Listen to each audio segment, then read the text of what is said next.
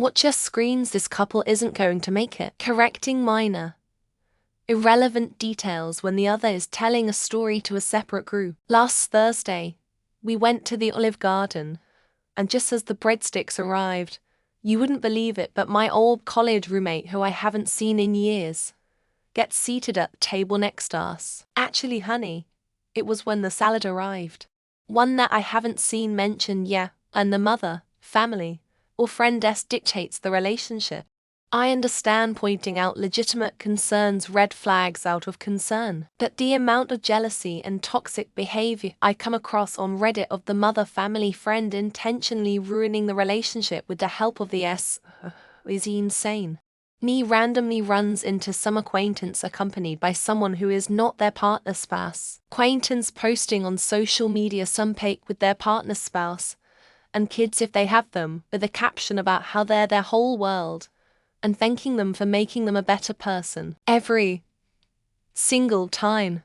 When my ex-best friend said she was mad at her girl, so while her girl was driving she sat in the passenger seat and put the car in park. Also had the cops called on them a couple of times. Still together. Always post captions like we have our hard times but we are so strong together, give me a break. When the other partner shows below minimum and the other one is blindly in love with it, she will eventually get tired of it, lol. That is the thing when you are in love. Anything doesn't matter. And you get blindsided for everything, not until you bump your head into the wall. Neurodivergent X neurotypical couples.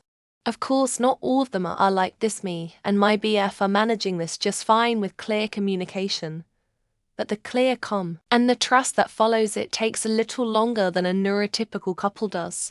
When one party starts a fight in order to keep the relationship interesting or spice things up, while conflicts or arguments are pretty normal, starting up one for the sake of not having a boring relationship is bonkers to me. Personal experience. When they say you have bad taste in friends. All of my friends are good, dependable people, and yours aren't. And then defending their friends when they say something very racist. My coworker was bragging that a girl he'd had 3 dates that had already let him do everything he ever wanted to do with her sexually. That made me feel like she was desperate and he's going to be bored in about 5 minutes. I give him 6 months. What makes you say that? I dunno. I remember Diane's 35th birthday party when Diane and Mr. Peanut Butter got in a huge screaming match over whether or not Tony Curtis was dead. Did a lot of catering at weddings during my university years. The more they spend on a wedding compared to what's the norm due to wealth culture, the more likely it is that they'll be divorced within 5 years. Not being mentally morally strong enough to have their wedding the way they want it, and caving into the mummies who have always dreamt how their child's wedding would be. Excessive humble bragging posts. Almost all the couples I've seen who do that on my social media are now broken up.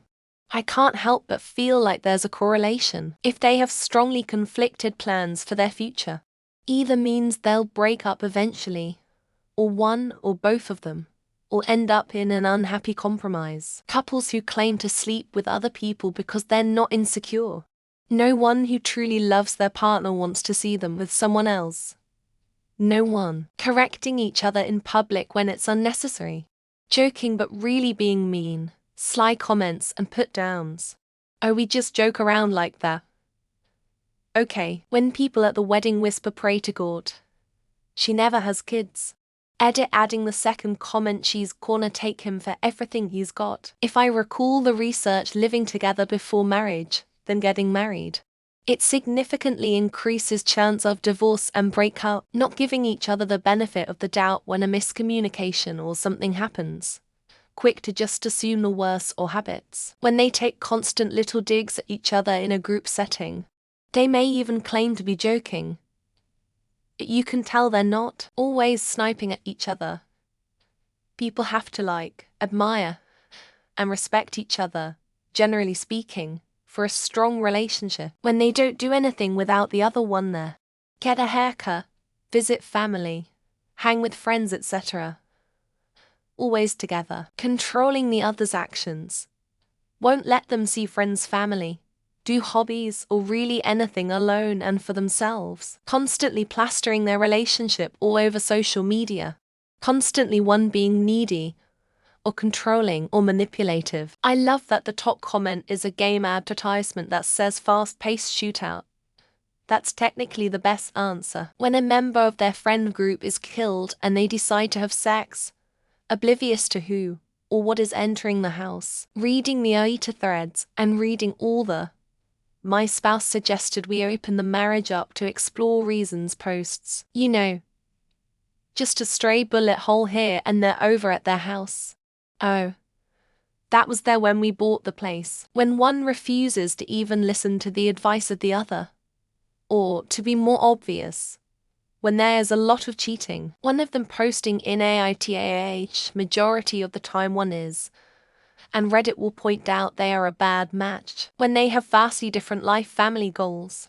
For example, one wants children and the other doesn't. We've definitely had our ups and downs, and exclusively refer to each other as king-queen. From what I've seen, no couple that had an insane honeymoon period lasted more than 6 months. He's totally comfortable with me sleeping with other guys because he's not insecure. Moving in with parents several months before the wedding to save for said wedding. Babe, babe, babe, babe, babe, yeah, babe, babe, babe, babe, baby, babe. If one is always in the honeymoon phase if they aren't fighting at that moment. Me?